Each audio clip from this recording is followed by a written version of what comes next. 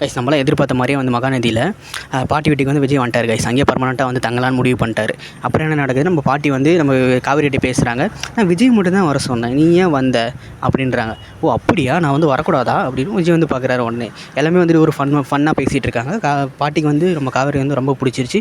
காவேரியை பக்கத்தில் கூப்பிட்டு இந்த மாதிரி வந்துட்டு அவங்க வந்து வயிற்றை வந்து தடவி, அதாவது இது பண்ணி பார்க்குறாங்க, தொட்டு பார்க்குறாங்க.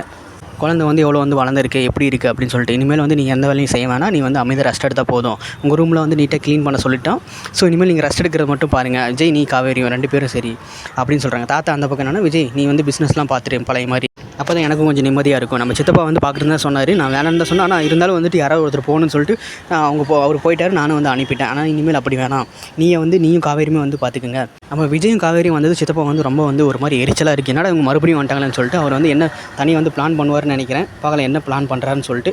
அந்த பிளான் கூட பசுபதி இருக்கிறாரா இல்லையான்றதையும் நம்ம பொறுத்து வந்து பார்க்கலாம். பசுபதி ரீஎன்ட்ரி கொடுப்பாரா இல்லையான்றது நம்ம பார்க்கலாம் guys. Okay guys, thanks for வாட்சிங். நம்ம சேனலை வந்து பார்க்குறீங்க, சப்ஸ்கிரைப் பண்ணிக்கோங்க.